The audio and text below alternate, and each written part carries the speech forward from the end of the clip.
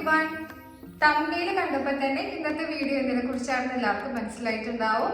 So without any further ado, let's get into the video. Kapalbhati പ്രാണായാമം. നമ്മൾ comfort ആയിട്ടുള്ള പൊസിഷനിൽ ഇരിക്കുക. സ്പൈൻ നേരെ ആയിരിക്കണം. നടുവളയാതെ ഇരിക്കുക. നേരെ ഇരിക്കുക. ചമ്രം മടങ്ങിയിരിക്കുക അഥവാ സുഹാസനത്തിലിരിക്കാം. ചമ്രം മടങ്ങിയിരിക്കുക. കൈകൾ ഇവിടെ വെക്കുക. ഇത് പല സ്റ്റേജുകളുണ്ട്. ഒരു സ്റ്റേജാണ് ഞാൻ പറഞ്ഞു തരുന്നത് കപാലഭാതി പ്രാണായാമം. ശ്വാസം വിട്ടുകൊണ്ടേയിരിക്കുക.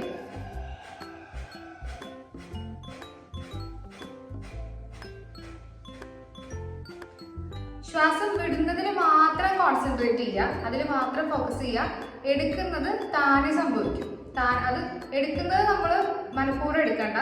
വിടുന്നത് മാത്രം ഫോക്കസ് ചെയ്യുക. എടുക്കുന്നത് താനെ സംഭവിക്കും.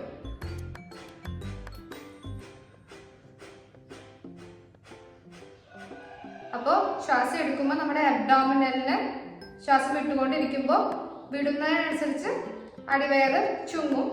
അപ്പോൾ അത് കണ്ടിന്യൂസ് ആയിട്ട് സ്പീഡിൽ ചെയ്തുകൊണ്ടേയിരിക്കുക. ശ്വാസം വിട്ടുകൊണ്ടേയിരിക്കുക. കണ്ടിന്യൂസ് ആയിട്ട് വിട്ടുകൊണ്ടേയിരിക്കുക. എടുക്കുന്നതിൽ ഫോക്കസ് ചെയ്യേണ്ട. അത് താനെ സംഭവിച്ചോളൂ.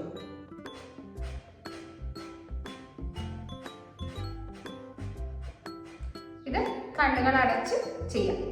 ഇതിന് ഒരുപാട് ഗുണങ്ങളുള്ളതാണ്. PCOD, PCOS, ഹോർമോൺ സംബന്ധമായ രോഗങ്ങൾ, ടെൻഷൻ ഉള്ളവർക്ക്, ഡയബറ്റിസ് ഉള്ളവർക്ക്, അടിവയറിലെ കൊഴുപ്പ് കുറയ്ക്കാനായിട്ട്, ഡൈജഷൻ സംബന്ധമായ രോഗങ്ങളുള്ളവർക്ക്, അത്തരത്തിൽ ഒരുപാട് ഗുണങ്ങളുള്ള ഒരു പ്രാണായാമമാണ് കപാലഭാതി പ്രാണായാമം. ഒരു ഡിസ്ക്ലെയിമർ പറയാനുള്ളത്, ഹൈപ്പർ ടെൻഷൻ, ഒരുപാട് ടെൻഷൻ, ഹൈപ്പർ ടെൻഷൻ ഉള്ളവര്, ഹൈ പ്രഷർ ഉള്ളവര് ഇത് ചെയ്യാനായിട്ട് ഇത് ഒഴിവാക്കുക. അതുപോലെ ഹൃദയ സംബന്ധമായ രോഗങ്ങളുള്ളവരും ഇത് ഒഴിവാക്കുക.